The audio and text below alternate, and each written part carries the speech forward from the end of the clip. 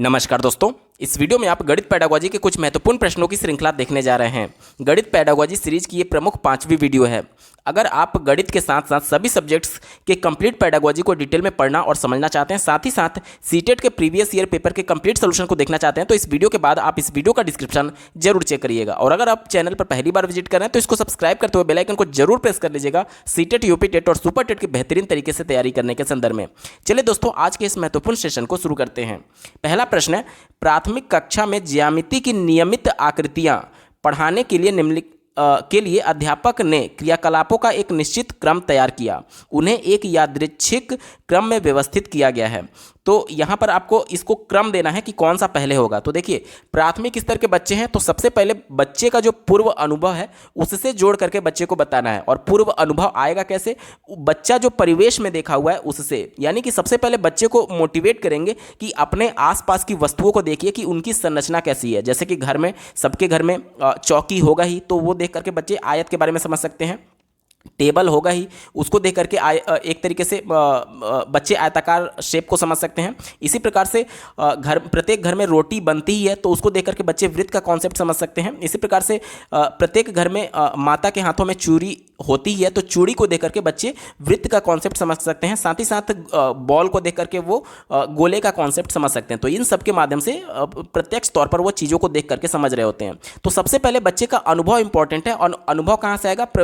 परिवेश से आएगा। तो इसी को ध्यान में रखते हुए आपको उत्तर देना है। पहला देखिए, सबसे नंबर 1 पे हो जाएगा ऑप्शन नंबर सी। देखिए, छात्रों को भिन्न आकृतियों में कटे हुए चित्र दिए गए हैं और उन्हें कहा गया है कि इसके एक समान की वस्तुओं को अपने आसपास पहचानिए। अपने आसपास पहचानने का मतलब क्या है? उसको परिवेश से जोड़ करके बताने की बात की जा रही है। ठीक है, तो ये पहले नंबर पर हो जाएगा, सी वाला जो है वो पहले नंबर पर हो जाएगा। उसके बाद से देखिए, छात्र अपने आसपास की द्विआयाम वाली वस्तुओं को चित्रित करेंगे। द्विआयाम कहने का मतलब कि 2D फिगर की बात की जा रही है।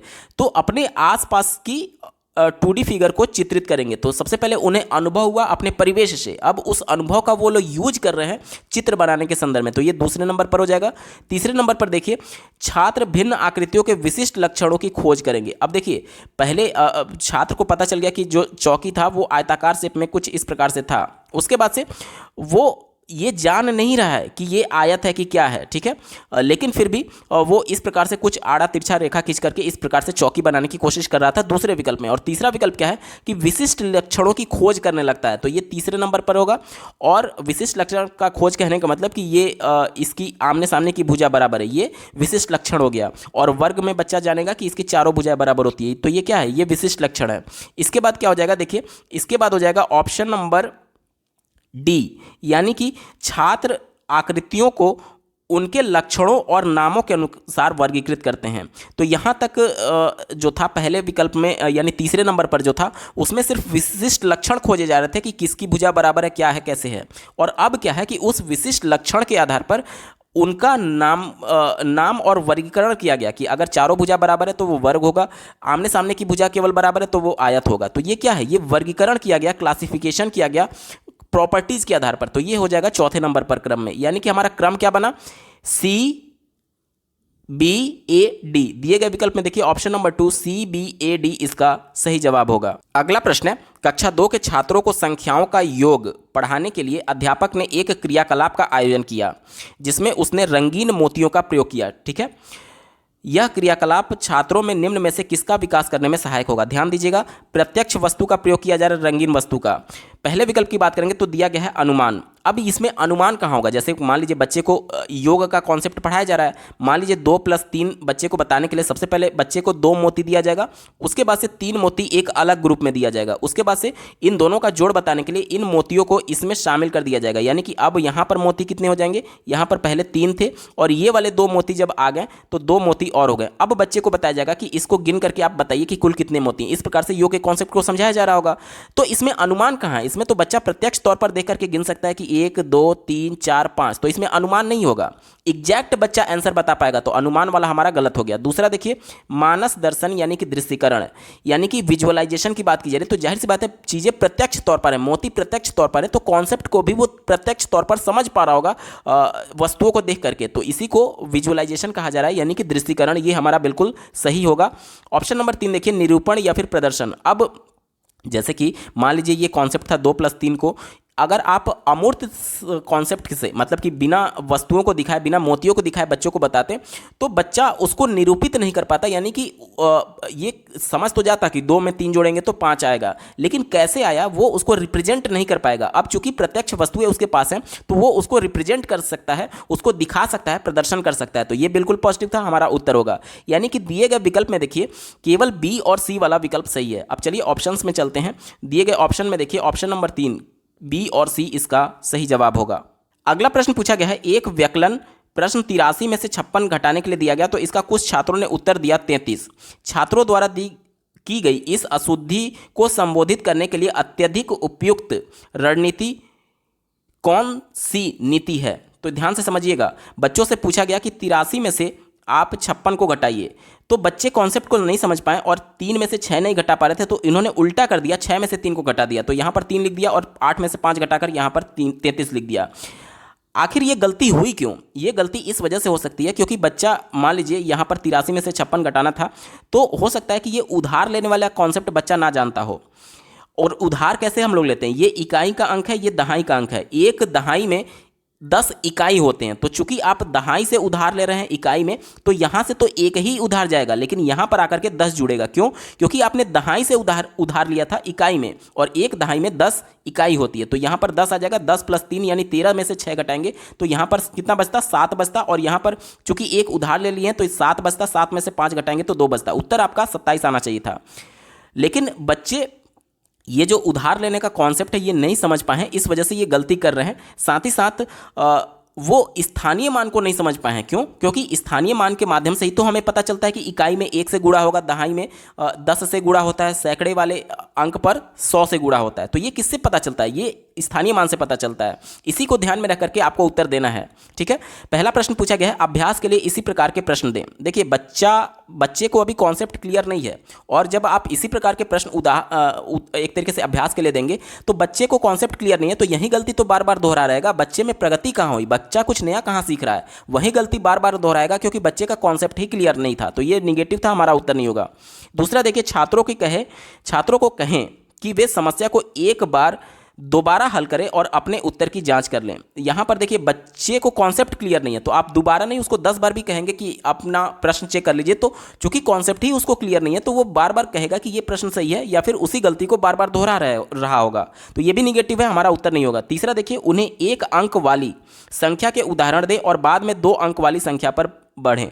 तो देखिए बच्चे को अभी 1 अंक 2 अंक से मतलब ही नहीं है, वो कॉन्सेप्ट ही नहीं जानता है। तो भले ही आप धीरे धीरे प्रोसेस को आप आगे बढ़ाएंगे, भले आप जब तक आप उसके कॉन्सेप्ट को क्लियर नहीं करेंगे, स्थानीय मान के कॉन्सेप्ट को क्लियर नहीं करेंगे, तब तक वो गलती दोहराता रहेगा। तो ये भी निगेटिव था, आपका उत्तर नहीं होगा। एक ही विकल्प बचा ऑप्शन नंबर 4 देखिए संख्याओं का पुनर्समूहन यानी कि रीग्रुपिंग की समझ बनाने के लिए स्थानीय मान की अवधारणा पर पुनः विचार करना। स्थानीय मान बच्चे को कॉन्सेप्ट क्लियर नहीं है, सबसे पहले बच्चे को स्थानीय मान को समझाना होगा, तभी वो चीज़ों को क्लियर आउट कर पाएगा और सही उत्तर निकाल पाएगा। तो ये बिल्कुल पॉजिटिव था, यही हमारा सही जवाब होगा। अगला प्रश्न पूछा गया है कक्षा 1 के प्रकरण भिन्न पदार्थों की मापों की तुलना का परिचय देने के लिए निम्नलिखित में से कौन सा अत्यधिक उपयुक्त होगा? पॉजिटिव सेंस में आपसे पूछा गया। देखिए बच्चे जो हैं वो कक्षा 1 के हैं, बहुत मतलब बिल्कुल एकदम शुरुआती स्टेज में हैं, और इनको सिर्फ परिचय देना है, बहुत डीप नहीं जाना है, क्योंकि उनकी मानसिक स्तर के अनुसार ही तो बच्चों को बताएंगे। तो इसको ध्यान में रख करके आपको उत्तर देना है। पहला विकल्प दिया गया है अलग अलग पदार्थों का अवलोकन करो और तुलना करो। ये बात तो बिल्कुल सही है, क्योंकि बच्चे जब प्रत्यक्ष रूप से देखेंगे, अवलोकित करेंगे किसी चीज़ को, तो उससे ज़्यादा कोरिलेट कर पाएंगे। और जब चीज़ों को देखेंगे और उसकी तुलना करेंगे, जैसे कि मान लीजिए यहाँ पर एक डंडा है और एक इससे बड़ा डंडा है, तो इसको देख करके और इसकी तुलना करके बच्चे समझ सकते हैं कि इन दोनों में बड़ा कौन है, यानी कि मापों की तुलना ही तो हो रही है, कौन बड़ा है इसकी तुलना ही तो हो रही है। तो इन दोनों को प्रत्यक्ष तौर पर बच्चे को दिखाया गया और बताइए कि इसमें से कौन बड़ा है। तो ये तो बिल्कुल पॉजिटिव है, ये हमारा उत्तर होगा। दूसरा दिया गया है अमानक इकाइयों के प्रयोग से मापों की तुलना करना, और तीसरा दिया गया है मानक इकाइयों के प्रयोगों से तुलना करना। यहाँ पर देख लीजिए ये दोनों विकल्प निगेटिव है, क्योंकि बच्चे बहुत छोटे हैं, कक्षा 1 के बच्चे हैं, तो अभी इकाई के बारे में कॉन्सेप्ट उसको क्लियर नहीं है। अभी तो उसको सिर्फ परिचय दिया जा रहा है कि विभिन्न पदार्थों की नापों का तुलना किस प्रकार से किया जाता है। तो पहले बच्चे को इकाई पढ़ाना होगा, उसके बाद से इकाई से वो तुलना करना सीखेंगे। तो ये आगे का कॉन्सेप्ट है, उनकी मानसिक स्तर का नहीं है, इस वजह से ये दोनों हमारा निगेटिव सेंस में है। चौथा देखिए, पदार्थों को अध्यारोपित करो और तुलना करो। अब देखिए जैसे यही दोनों डंडा था, तो इसके ऊपर जैसे ये बड़ा वाला डंडा था, इसके ऊपर छोटा वाला डंडा बच्चा रख देगा यहाँ पर, और यानी क्या हो गया, ये सुपर इम्पोज कर दिया, यानी एक के ऊपर एक रख दिया, अध्यापित कर दिया। और इसके बाद से तुलना किया जा सकता है कि ये वाला जो बड़ा वाला डंडा था ये इतना अभी आगे तक है, यानी जाहिर सी बात है ये वाला जो डंडा है वो बड़ा होगा। इस प्रकार से मापों की तुलना बच्चों को बताया जा सकता है। तो ये भी बिल्कुल पॉजिटिव है, ये भी आपका उत्तर होगा। यानी दिए गए विकल्प में देखिए केवल ए और डी वाला हमारा सही है। ऑप्शन नंबर 4 ए और डी इसका सही जवाब होगा। अगला प्रश्न पूछा गया है, निम्न में से कौन सा कथन सही है। देखिए पॉजिटिव सेंस में पूछा गया है, इसी को ध्यान में रख करके आपको उत्तर देना है। पहले विकल्प से शुरुआत करेंगे। कहा जा रहा है कि प्राथमिक कक्षा के छात्रों में मानसिक परिकलन कौशल के विकास को प्रोत्साहित दिया जाना चाहिए। देखिए मानसिक परिकलन को अंग्रेजी में मेंटल कंप्यूटेशन बोला जाता है, यानी कि आप चीज़ों को मन में ही कैलकुलेट कर पा रहे हैं। जैसे कि देखिए जब आप सामान खरीदने जाते हैं तो आप पेपर पेंसिल लेकर के थोड़ी जाते हैं। जब मान लीजिए बच्चा भी है, प्राइमरी स्तर का बच्चा भी है, अगर वो टॉफ़ी खरीदने जाता है, अगर उसने पूछा कि अंकल ये टॉफ़ी कितने की है, वहाँ दुकानदार ने बोला कि 1 रुपये का एक टॉफ़ी है, उसने 10 रुपये दिए और वो मन में ही तो कैलकुलेट कर रहा है कि उसने 5 टॉफ़ी लिए तो 1 गुणे 5 यानी 5 रुपये हो गया। 10 रुपये उसने दिए, 10 में से 5 वो घटा करके उसको 5 रुपये रिटर्न कर देगा। तो ये क्या है, ये मानसिक परिकलन है, यानी कि अपने मन में ही चीज़ों को कैलकुलेट करना। तो ये तो बिल्कुल सही है ना, इसे प्रोत्साहन किया जाना चाहिए, क्योंकि हर समय जब दैनिक जीवन में हम गणित का उपयोग कर रहे होंगे तो हम पेपर पेंसिल लेकर के कैलकुलेशन नहीं करते हैं। तो ये तो बिल्कुल पॉजिटिव था, हमारा उत्तर होगा। दूसरा देखिए, केवल ड्रिल और अभ्यास के द्वारा मानसिक परिकलन कौशल को सुधारा जा सकता है। यानी कि केवल अभ्यास, केवल मशीन की तरह अभ्यास के माध्यम से कहा जा रहा है कि हम मेंटली कैलकुलेट करने के लिए सक्षम हो पाएंगे। तो केवल वर्ड जहां भी आपको दिख गया तो आगे आपको सोचना ही नहीं है, ये हमेशा निगेटिव ही होता है, ठीक है। और बार बार ड्रिल और अभ्यास की बात की जा रही है तो ये बच्चे को मशीन बना देगा, अपने ज्ञान की रचना करने के लिए प्रोत्साहित नहीं करेगा, बल्कि बच्चे को मशीन बना रहा है बार बार एक ही चीज़ का अभ्यास करने के संदर्भ में। तो ये निगेटिव था, हमारा उत्तर नहीं होगा। वैसे भी जहां भी आपको केवल दिख गया आगे आपको विचार ही नहीं करना है। तीसरा विकल्प देखिए, मानसिक परिकलन कौशल प्रश्न को हल करने के लिए औपचारिक और अनौपचारिक रणनीतियों के प्रयोग को प्रोत्साहित करता है। ये विकल्प बिल्कुल सही है। अनौपचारिक कहने का मतलब कि जब बच्चा अपने दैनिक जीवन में जब कोई सामान खरीद रहा है तो वो क्या है, वो विद्यालय में औपचारिक तरीके से नहीं सीख रहा है, लेकिन वो मन में कैलकुलेट कर रहा होता है कि मैंने 5 टॉफ़ी खरीदी, एक टॉफ़ी का दाम 1 रुपया है तो टोटल 5 रुपये हो गए, मैंने 10 रुपये दिए तो 5 रुपये मुझे रिटर्न मिलेगा। ये क्या है, ये अनौपचारिक विधि है। पेपर पेंसिल पे आप औपचारिक तरीके से थोड़ी सीख रहे हैं। तो जाहिर सी बात है अनौपचारिक विधि से भी बच्चे में इस प्रकार के मानसिक परिकलन कौशल को विकसित किया जा सकता है। साथ ही साथ औपचारिक विधि तो होगा ही होगा, क्योंकि विद्यालय में जो आप सीख रहे हैं निश्चित तौर पर वो आपके मानसिक परिकलन कौशल को विकसित करने में मदद करेगा। यानी ये विकल्प बिल्कुल पॉजिटिव हो गया। दिए गए विकल्प में देखिए ए और सी हमारा केवल सही है। अब विकल्पों में देखिए ऑप्शन नंबर 1 देखिए ए और सी हमारा सही जवाब हो जाएगा। अगला प्रश्न पूछा गया है, एक गणित के अध्यापक ने विद्यार्थियों से एक टैनग्राम में दिए गए सभी आयतों को पहचानने के लिए कहा। उपरोक्त क्रियाकलाप विद्यार्थियों का वैन हील के अनुसार दिए गए ज्यामितीय तर्क के किस स्तर पर आकलन करने के लिए उपयुक्त है। तो सबसे पहले तो टैनग्राम समझिए क्या होता है। एक टैनग्राम गणितीय पहेली होती है जिसमें विभिन्न प्रकार की आकृतियां होती हैं, कुछ आयत हो गया, कुछ वर्ग हो गया, कुछ इस प्रकार से कुछ और शेप हो गया, इस प्रकार से कुछ शेप हो गया, इसी प्रकार से वृत्त हो गया, इसी प्रकार से यहाँ पर त्रिभुज हो जाएगा, इसी प्रकार से अन्य शेप्स वहाँ पर दिए गए रहते हैं और उसको जोड़ करके किसी आकृति को बनाया जाता है इन्हीं शेप्स को लेकर के, ठीक है। तो ये होता है टैनग्राम। तो यहीं आपसे पूछा जा रहा है कि टैनग्राम में सभी आयतों को पहचानने के लिए बच्चों को क्रियाकलाप दिया गया है। अब प्रश्न आपसे ये पूछा जा रहा है कि वैन हील के सिद्धांत के अनुसार ज्यामितीय तर्क के किस स्तर पर आकलन करने के लिए उपयुक्त है। ध्यान से समझिएगा, वैन हील ने ज्यामिति किस प्रकार से बच्चे देखते हैं और समझते हैं इसके बारे में एक सिद्धांत दिया था, जिसमें उन्होंने कई चरणों में बच्चों को बताया था कि बच्चे ज्यामिति के बारे में सीखते हैं, जिसमें पहला चरण उनके द्वारा दृश्यीकरण बताया गया और दूसरा विश्लेषण बताया गया, या फिर उसी को हम लोग चित्रों को पहचानना कहते हैं, विश्लेषण को ही, ठीक है। तो ध्यान से समझिएगा, इन्हीं दोनों में आपका उत्तर छुपा हुआ है।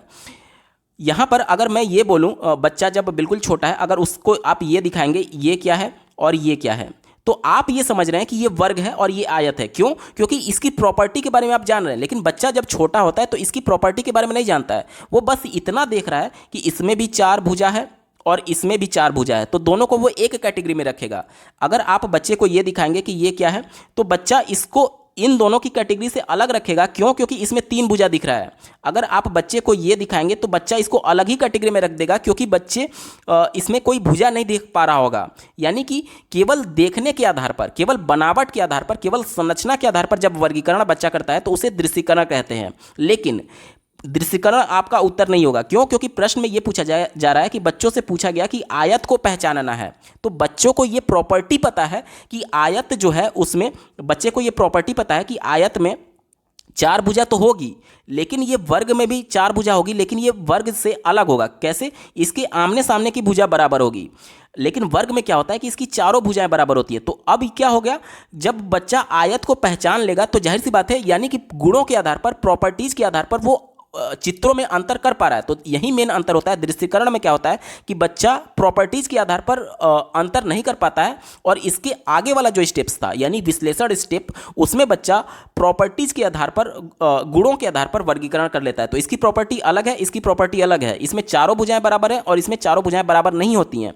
तो जाहिर सी बात है, बच्चे में जो ज्यामिति तर्क है वैन हिल के सिद्धांत के अनुसार, उसके अनुसार वो विश्लेषण स्तर पर है, और इसी को रिकॉग्निशन ऑफ शेप कहते हैं, यानी चित्रों को पहचानना। दिए गए विकल्प में देखिए ऑप्शन नंबर 4 आकृतियों को पहचानना इसका सही जवाब होगा। अगला प्रश्न पूछा गया है, गणित को पढ़ाने के लिए खेल और पहेलियां प्रभावकारी रणनीतियां हैं, क्योंकि यह निम्नलिखित को बढ़ावा देने में सहायक होती है। तो खेल और पहेली किसमें बढ़ावा देने में सहायक होगी? तो देखिए, जब भी पहेली बच्चे से पूछा जाता है तो वो हाइपोथेटिकल एक सिचुएशन क्रिएट कर लेते हैं अपने माइंड में कि ये चीज़ है ऐसे तो ऐसे होगा, वैसे हुआ तो वैसे होगा। तो ये क्या है? ये हाइपोथेसिस है, यानी कि संकल्पना बच्चे अपने अंदर डेवलप कर रहे हैं। ऑप्शन नंबर 2 देखिए, संकल्पनात्मक समझ इसका सही जवाब होगा। अगला प्रश्न पूछा गया है, निम्नलिखित में से कौन सा गणित अधिगम के सही अनुक्रम को प्रदर्शित करता है जैसा कि डीन्स के द्वारा दिया गया है?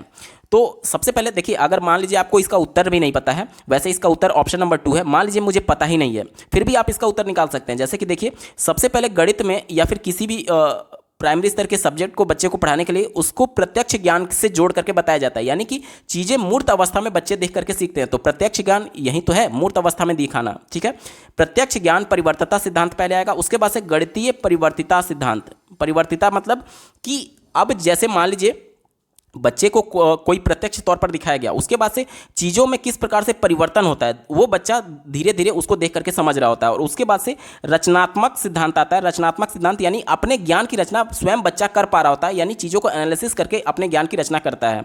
तो ये विकल्प बिल्कुल पॉजिटिव है, यही हमारा सही जवाब हो जाएगा। अगला प्रश्न है, इस्माइल जो कि एक प्राथमिक अध्यापक हैं, अपने छात्रों के पूर्व ज्ञान को समझने के लिए सर्वप्रथम सदैव कुछ क्रियाकलाप करते हैं। छात्रों के प्रदर्शन पर वह निश्चित करते हैं कि अगली अवधारणा की ओर बढ़ना है या फिर पिछली अवधारणा को दोहराना है। उसे समाहित करने के बाद ही अगली कक्षा की ओर अग्रसर होना है। एक शिक्षक के नाते इस्माइल इसको ध्यान में रख करके आपको उत्तर देना है। ठीक है, तो सबसे पहले समझ लीजिए, बच्चे के पूर्व ज्ञान को पहले टीचर के द्वारा जांचा जा रहा है, उसके बाद से पूर्व ज्ञान जांचने के बाद से वो तय करते हैं कि अगला कॉन्सेप्ट पढ़ाना है या फिर पिछली अवधारणा यानी पिछले कॉन्सेप्ट को ही बताना है। यानी जाहिर सी बात है, जब मान लीजिए 50 बच्चे होंगे, अगर उसमें से आधे से ज़्यादा बच्चे अगर पुराने कॉन्सेप्ट यानी पुराना अनुभव नहीं बता पा रहे हैं, तो जाहिर सी बात है बच्चे पिछला वाला कॉन्सेप्ट नहीं समझ पाए होंगे। तो इस पर वो टीचर जो है वो तय करते हैं कि पिछला कॉन्सेप्ट हम पढ़ाएं या फिर आगे का कॉन्सेप्ट पढ़ाएं। तो ये पूछा जा रहा है कि ये क्या है। पहले विकल्प से शुरुआत करेंगे। दिया गया है, एक रैखिक मूल्यांकन के नमूने पालन कर रहे हैं जिसमें योजना, एक विषय को पढ़ाना और पढ़ाए गए वृत्तांत का मूल्यांकन सम्मिलित है। ये विकल्प निगेटिव है। क्यों? क्योंकि एक रैखिक मूल्यांकन नहीं है। आज जो कॉन्सेप्ट बच्चे को पढ़ाया जा रहा है वो कल फिर से पूर्व ज्ञान हो जाएगा और उस पूर्व ज्ञान का मूल्यांकन किया जाएगा। और अगर पूर्व ज्ञान में बच्चे पारंगत नहीं है, यानी उसको ज्ञान नहीं हुआ है ठीक ठाक से, तो फिर से वो पहले वाले पे चले जाएंगे। यानी कि एक रेखीय अगर रहता है तो आज कोई कॉन्सेप्ट पढ़ाया गया, उसके बाद से कल नया कॉन्सेप्ट पढ़ाया जाता है, फिर अगले दिन नया कॉन्सेप्ट पढ़ाया, ये एक रेखीय है। लेकिन इसमें क्या हो रहा है कि पूर्व ज्ञान जो था उसका जाँच किया गया अगले दिन, और अगर पूर्व ज्ञान सही नहीं पाया गया यानी बच्चे को ज्ञान नहीं हुआ तो फिर से पूर्व ज्ञान पर आया जाएगा। तो ये तो चक्रीय हुआ ना, कि यही प्रोसेस चलता रहेगा। ठीक है, तो ये चक्र के फॉर्म में। और विकल्प क्या कर रहा है कि एक रेखीय, तो ये एक रेखीय नहीं है, विकल्प गलत हो गया। दूसरा देखिए, अत्यधिक समय नष्ट कर रहे हैं और उन्हें पाठ्य विवरण को पूर्ण करने पर केंद्रित रहना चाहिए। ये विकल्प निगेटिव है, क्योंकि बोला जा रहा है कि पाठ्य एक तरीके से सिलेबस कंप्लीट करने की बात की जा रही है। बच्चे सीखे या ना सीखे इससे कोई मतलब नहीं है। तो ये विकल्प निगेटिव है। आप बच्चे को सिलेबस कंप्लीट भी कर दिए और बच्चा के व्यवहार में कुछ परिवर्तन नहीं हुआ, बच्चे ने कुछ सीखा नहीं, तो फिर फायदा क्या? तो ये निगेटिव था, आपका उत्तर नहीं होगा। तीसरा देखिए, को एक विषय के पूर्ण करने के पश्चात ही मूल्यांकन करना चाहिए। ये विकल्प सबसे ज़्यादा निगेटिव। आज हम लोग सतत एवं व्यापक मूल्यांकन की बात करते हैं, यानी कि अधिगम के दौरान ही अधिगम के लिए ही मूल्यांकन करना है। यानी एक कॉन्सेप्ट आपने पढ़ा है, एक चैप्टर आपने पढ़ा है, उसके बाद से तुरंत बच्चे का मूल्यांकन करना है कि बच्चे को कॉन्सेप्ट समझ में आया है या नहीं। और ये क्या कहा जा रहा है कि पूरा विषय समाप्त होने के बाद से, अब पूरा विषय जब समाप्त हो जाएगा तो निश्चित तौर पर बहुत सारे डाउट्स बच्चे के रहेंगे और वो आगे वाले कॉन्सेप्ट में भी डाउट बने रहेंगे और पूरा कॉन्सेप्ट ही बच्चे का क्लियर नहीं हो पाएगा। तो ये सबसे ज़्यादा निगेटिव था, हमारा उत्तर कभी भी नहीं होगा। एक ही विकल्प बच्चा ऑप्शन नंबर 4 देखिए, एक चक्रीय मूल्यांकन के नमूने का पालन कर रहे हैं। यही कॉन्सेप्ट मैंने आपको यहाँ समझाया था। चक्रीय मूल्यांकन ये प्रोसेस था जिसमें मूल्यांकन के द्वारा जानकारी एकत्रित कर बच्चों के अधिगम वातावरण को सुधारना सम्मिलित है। ये विकल्प बिल्कुल पॉजिटिव और यही हमारा सही जवाब होगा। अगला प्रश्न पूछा गया है, अनीस ने अपने छात्रों को विभिन्न ज्यामितीय आकृतियों को वर्गीकृत करने के लिए एक समूह परियोजना दी। इस परियोजना में विद्यार्थियों के प्रदर्शन का आकलन करने के लिए निम्नलिखित में से कौन सी आकलन तकनीकी सबसे उपयुक्त होगी। तो ध्यान से समझिएगा, यहाँ पर ग्रुप में बच्चों को बांटा गया है, ग्रुप में परियोजना दी गई है आकृतियों को पहचानने के लिए, ज्यामितीय आकृतियों को वर्गीकृत करने के लिए, पहचान करके अलग अलग करने के लिए।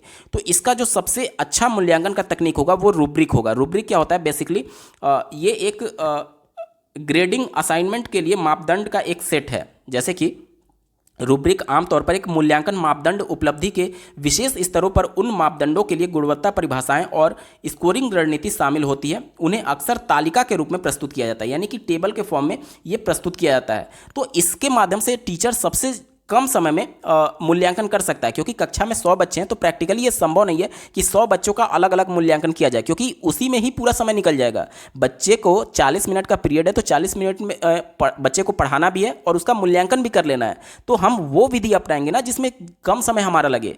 तो रूब्रिक वाला जो है ये सबसे कम समय लेगा। और बात करें अगर पेपर पेंसिल टेस्ट की तो इसमें तो पूरा पीरियड ही निकल जाएगा, तो ये तो बिल्कुल निगेटिव हो गया। चेकलिस्ट की बात करें तो जाहिर सी बात है कुछ प्रश्न उसमें होंगे जिसमें आप प्रश्न पूछ करके और बच्चे उसका जवाब दे रहे होंगे और उस पर आप टिक लगाते हैं हाँ या ना में, या फिर क्रॉस करेंगे या तो सही का निशान लगाएंगे, तो इसमें भी लंबा वक्त लगेगा। संकल्पना मानचित्र, यानी कि बच्चे से कॉन्सेप्ट जब आप पूछ रहे होंगे उसके कॉन्सेप्ट के बारे में सुन रहे होंगे तभी तो उसके बारे में संकल्पना मानचित्र के बच्चे का कॉन्सेप्ट क्लियर है या नहीं ये आप पता लगा पाएंगे। तो ये भी एक लंबा प्रोसेस है मूल्यांकन करने का, ठीक है। और प्रश्न में आपसे क्या पूछा गया था कि आकलन की सबसे उपयुक्त तकनीक कौन सी होगी। तो रूब्रिक सबसे उपयुक्त तकनीक होगी, क्योंकि ये एक तरीके से टेबुलर फॉर्म में सभी बच्चों का रिकॉर्ड होता है और इसको देख करके तुरंत उनका आकलन किया जा सकता है। ये विकल्प पॉजिटिव था और यही हमारा सही जवाब हो जाएगा।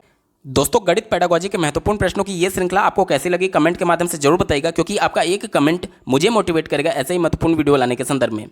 साथ ही सीटेट के प्रीवियस ईयर पेपर के अलावा अगर आप सभी सब्जेक्ट्स के कंप्लीट पेडागोजी को डिटेल में पढ़ना और समझना चाहते हैं तो इस वीडियो के बाद इस वीडियो का डिस्क्रिप्शन जरूर चेक करिएगा।